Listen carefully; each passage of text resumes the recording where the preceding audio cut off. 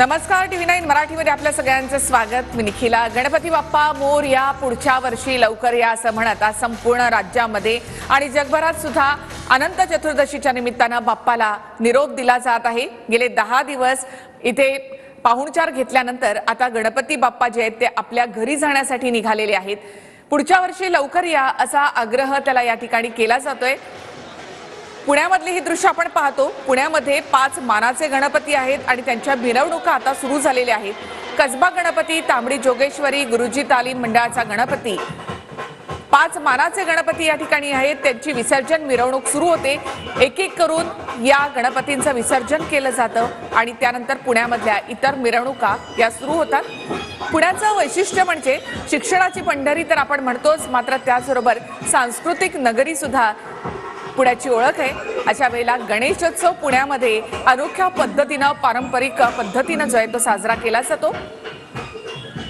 सुरुवातीला सगळ्यात आधी कसबा गणपती हा पहिला मानाचा गणपती आहे आणि कसबा गणपतीची मिरवणूक ही पालखीमधून या ठिकाणी निघत असते। पारंपरिक वेशभूषेमध्ये पुणेकर या सोहळ्यामध्ये सहभागी होत असतात। कसबा गणपतीची मिरवणूक निघाल्यानंतर त्यामागे तांबडी जोगेश्वरी गणपती मंडळाचा गणपती जो आहे तो विसर्जनासाठी या ठिकाणी निघतो आणि त्यानंतर गुरुजी तालीमचा। तर पुण्यामध्ये आपण पाहिलं 5 मानाचे गणपती आधी विसर्जित केले जातात आणि त्यानंतर इतर गणपतींच्या मिरवणुका ज्या आहेत त्या सुरू होतात।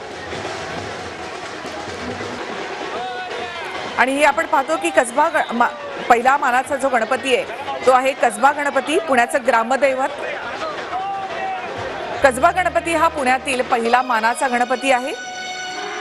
शनिवारवाड्याच्या जवळ शहराच्या अगदी मध्यवस्तीत कसबा पेठेमध्ये पेशवेकालीन गणपतीचं मंदिर आहे।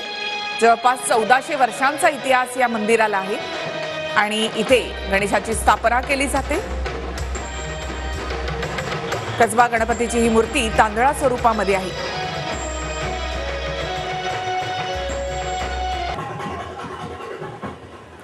1893 मध्ये कसबा गणपतीच्या सार्वजनिक गणेशोत्सवाला सुरुवात झाली आणि त्याच पारंपरिक पद्धतीने त्यानंतर ही मिरवणूक या ठिकाणी काढली जाते।